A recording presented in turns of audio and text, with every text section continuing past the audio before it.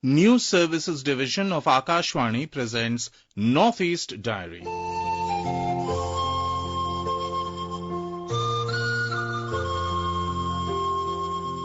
Hello, good evening and a warm welcome to another episode of Northeast Diary, your window into the vibrant cultures, inspiring stories and unfolding events across the 8 jewels of India's Northeast. I'm Vinita Thakur, and in today's episode, we'll explore the awe-inspiring Wa Thilong Living Root Bridge in Mawlynnong, Meghalaya, a true marvel of indigenous ecological engineering.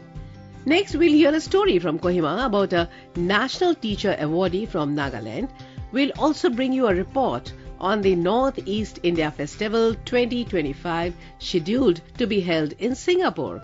But first, let's head to Arunachal Pradesh, where the Adi tribe is celebrating their most cherished festival, Solang, with great fervor and immense joy. Solong tonta duma sali, solong ni mo magabidong, aseng rupa torik sidong niri babeng be. Solong tonta duma sali, solong ni mo magabidong, aseng rupa torik sidong niri babeng be. Dolungan rungge boye sinying ke solungan irgeng babeng be irge boye gedem solung tonta duma sali solung ni mo magabidung. Arunachal Pradesh is a vibrant tapestry of cultural diversity with 26 major tribes and over 100 sub-tribes, each with unique dialects and traditions. Among these, the Adi tribe stands out with their rich heritage and colorful celebrations. As we enter September, the Adi people are gearing up for the Solang festival, a grand event that not only signifies the end of the sowing season, but also serves as a heartfelt prayer for a fruitful harvest. Our Itanagar correspondent Rakesh Dole brings you a detailed report on this joyous occasion. Solang is one of the main festivals of the Adi tribe of Arunachal Pradesh. The word Solang has been derived from two words, that is Aso, which means Mithun, and Alung, which means herds of Mithun. It is celebrated in the first week of September every year and is the most important festival of the Adi tribe.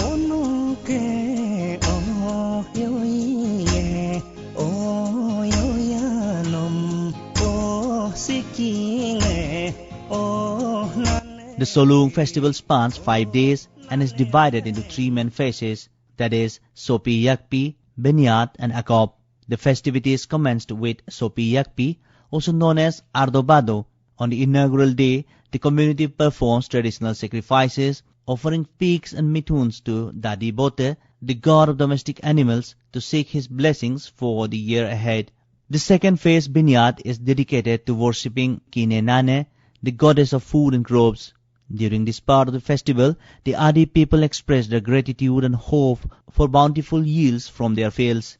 The final phase, Akop, is captivating cultural highlights where the lead singer or the Miri narrates the epic tale of Abotani and Nibo, the revered forefather of the Adi tribes. The storytelling not only connects the community with their roots, but also reinforces their cultural heritage.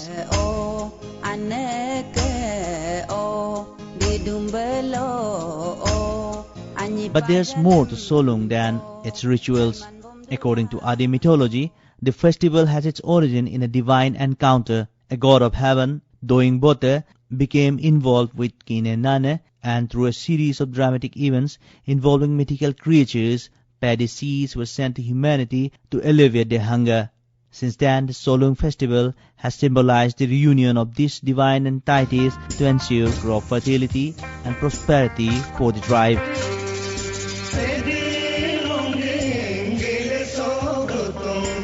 In essence, the Solang festival is not just a celebration, but it's a deep-rooted tradition aiming to honor divine beings and ensure the abundance of their harvest. For the Adi tribe, it's a time of joy, cultural pride, and a collective hope for a thriving future. For Northeast Diary, This is Rakesh Tole, Akashvani News, Itanagar.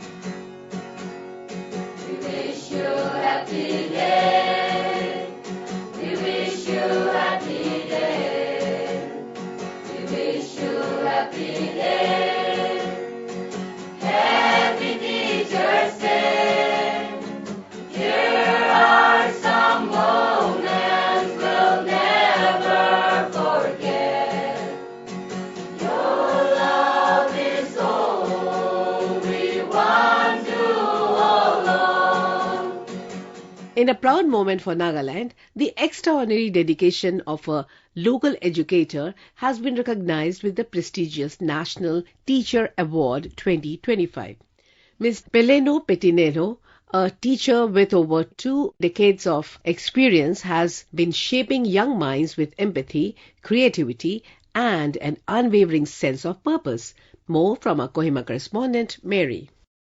Ms. Peleno Petinello's journey in education began at Government High School, Sikhazu. Since 2014, she has been working at John Government Higher Secondary School, Visema, where she has been living her vision of education with empathy, leadership with purpose, creating an environment where learning extends beyond the textbooks. One of her standout initiatives, Each One Teach One, embodies her belief that teaching is not just about knowledge, but about empowering others. In this initiative, Ms. Peleno engages 12th grade students to mentor younger learners, particularly those from disadvantaged backgrounds. This simple yet powerful concept has resulted in a ripple effect where mentoring one student creates a chain of learning, empathy, and leadership. Her work goes beyond classroom walls. Ms. Peleno is known for her efforts to reduce student dropouts, often making home visits, sponsoring admission fees, and even providing mobile phones to underprivileged learners. As the president of the English Professional Learning Community in Kohima District, she has facilitated online meetings, WhatsApp discussions, and in-person workshops, helping teachers collaborate and build content. She has also been instrumental in developing e-content for the Abhyas LMS and lesson plans for Diksha. Ms. Peleno's philosophy, a teacher, a mentor, a legacy, is evident in her very action. Her unwavering dedication has indeed transformed countless futures, making her a true beacon of hope and inspiration in the world of education. For Northeast Diary, this is Mary Mayase from Akashvani News, Kohima.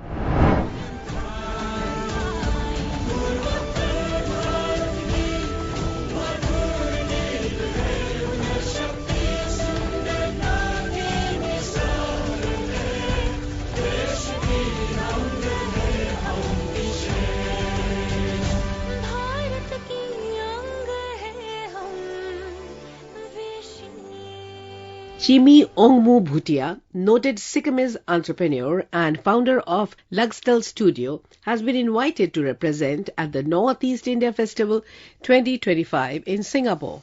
Organized by India's Ministry of External Affairs with Northeastern States and Trend MMS, the event also marks 60 years of India-Singapore diplomatic ties. More from our Gangtok correspondent Dili Ramdulal.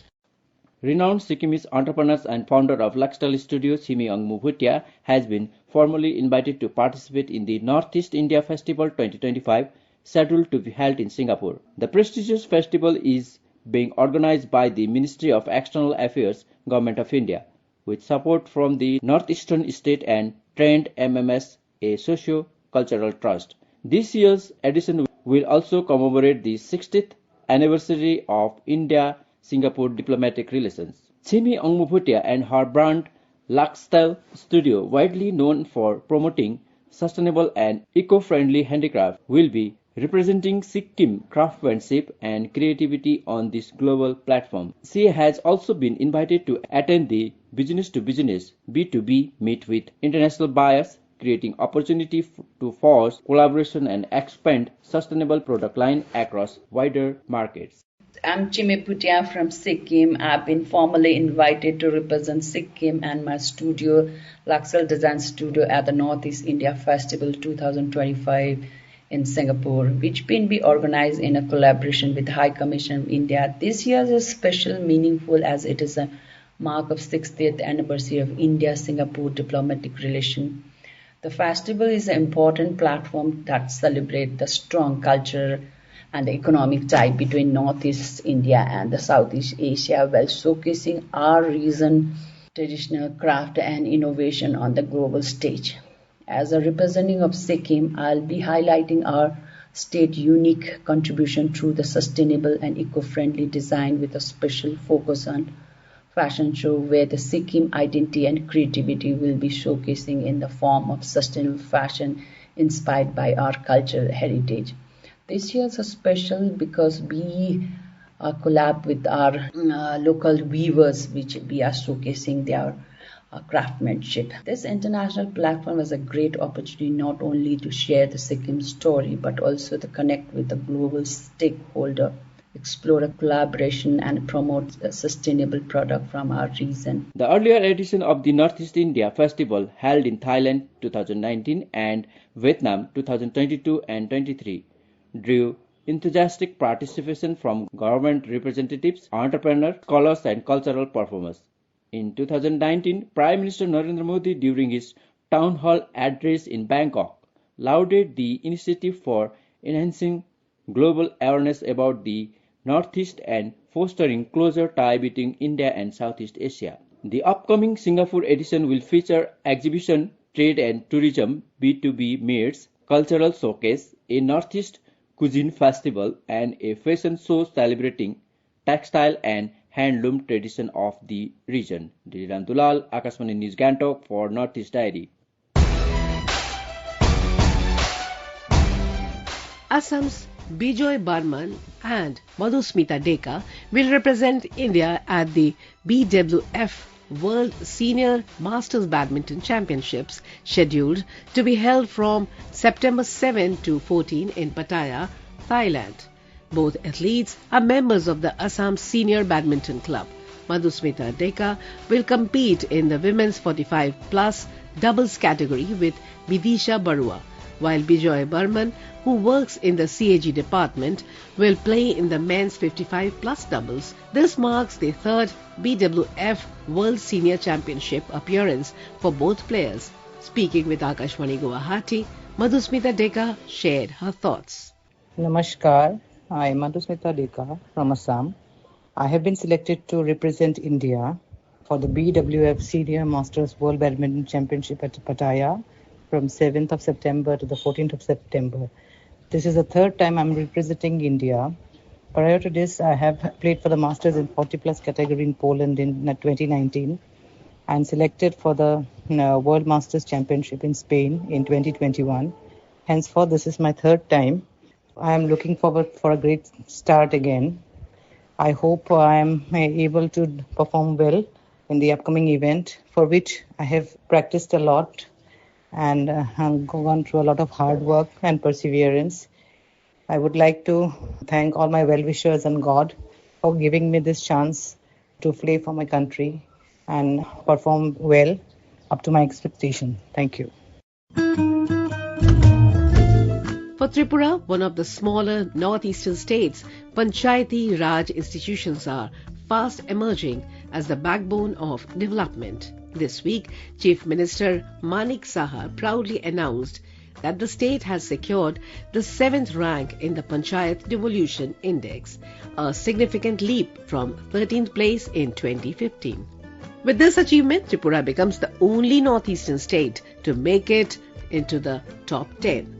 More from our Agartala correspondent, Aditya Datta. The feature of Tripura's Panchayati Raj journey is not just its current ranking, but its trajectory. From 13th in 2015 to 7th today, the progress signals a system increasingly equipped to deliver. The challenge, however, lies in ensuring consistency, that transparency, accountability and people-first governance do not remain just promises but become everyday practice. The announcement came during a 2-day Panchayati Raj capacity building program held at the State Panchayat Resource Center in Arundhati Nagar. This was more than just a statistic. It was a marker of how far the state has come in strengthening rural self-governance.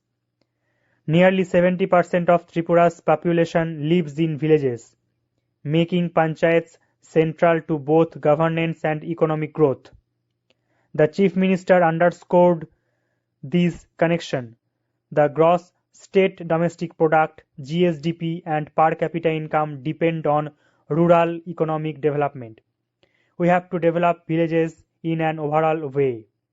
Tripura's rise in the devolution index was confirmed in Delhi, where Union Minister of State S.P. Singh Baghel released the national report. For experts, the ranking is not just about panchayats ticking boxes but about building trust between the government and the governed. Aditya Datta for Northeast Diary, Akashvani, Agartala.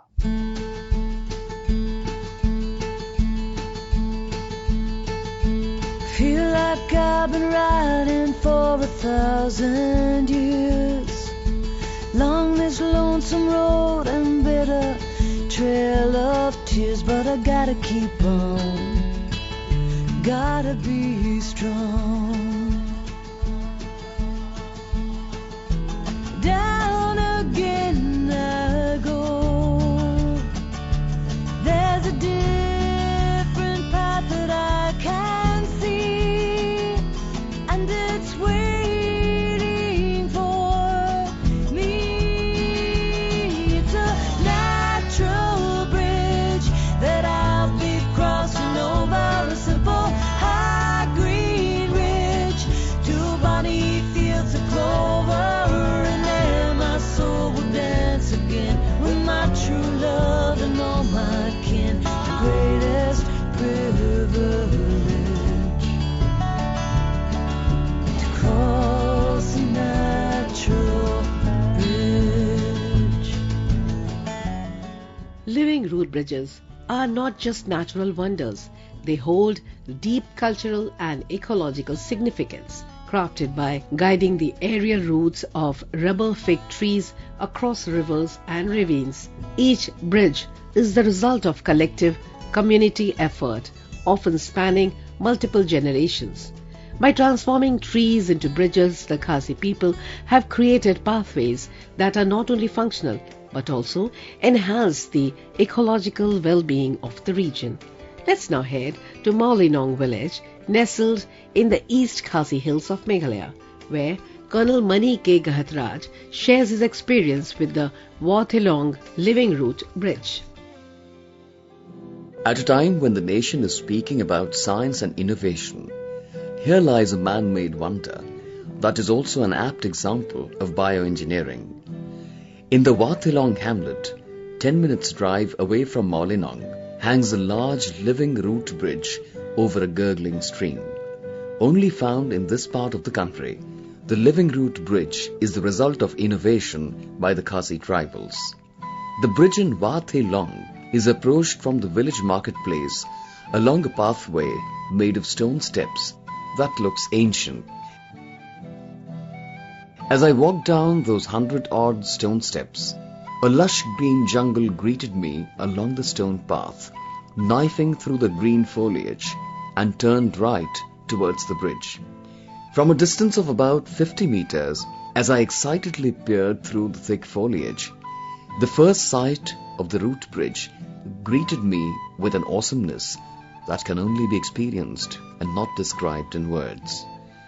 As I reached and touched the ancient living roots snaking out of the old banyan tree and intertwining within themselves like multiple snakes making love, I felt like being in another planet.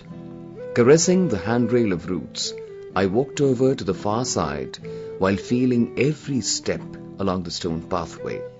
At the other end of the bridge, I inched my way through the boulders and reached the waterline under the bridge, where I was greeted by hundreds of thin roots hanging from the bridge and naturally reaching the water.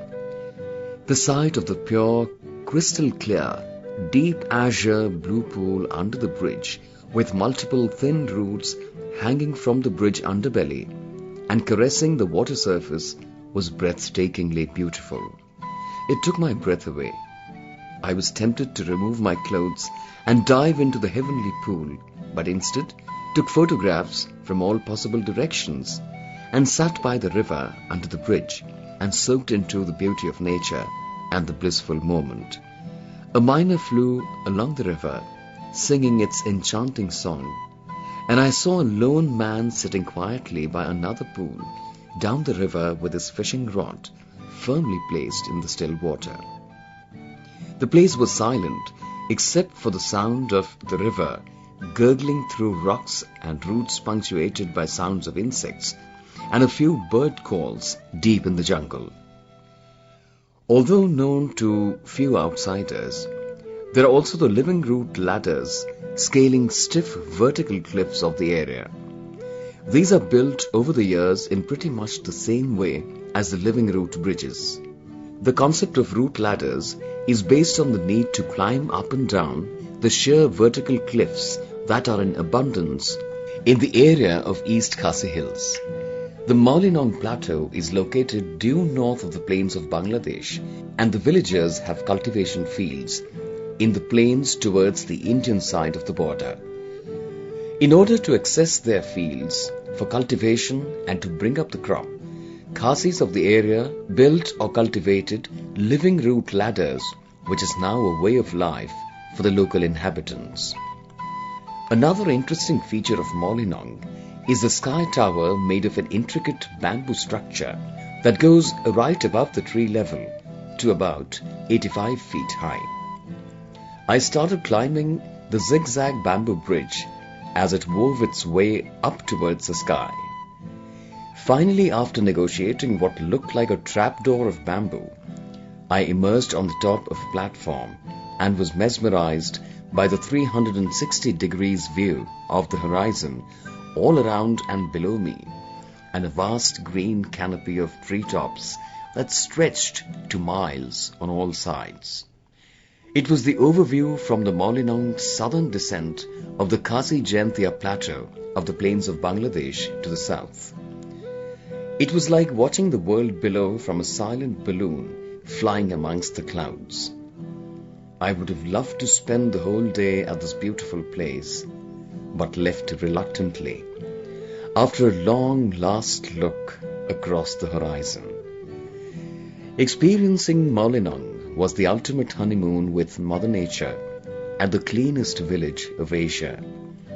It is the simple things of life that gifted me the ultimate sense of joy, laced with peace and serenity, a true gift that only the God of Nature could gift to an ordinary mortal. Kubli, thank you.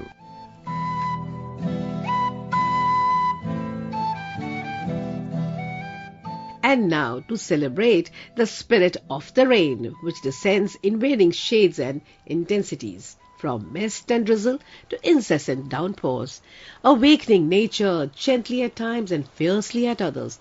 Let's enjoy the evocative song Borkha.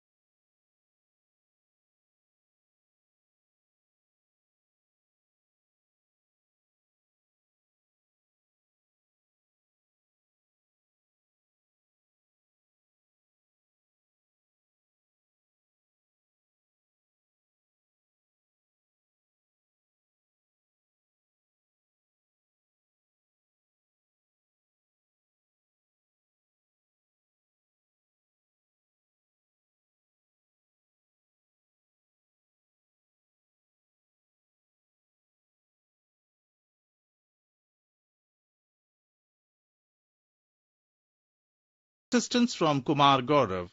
It was brought to you by the News Services Division of Akashvani.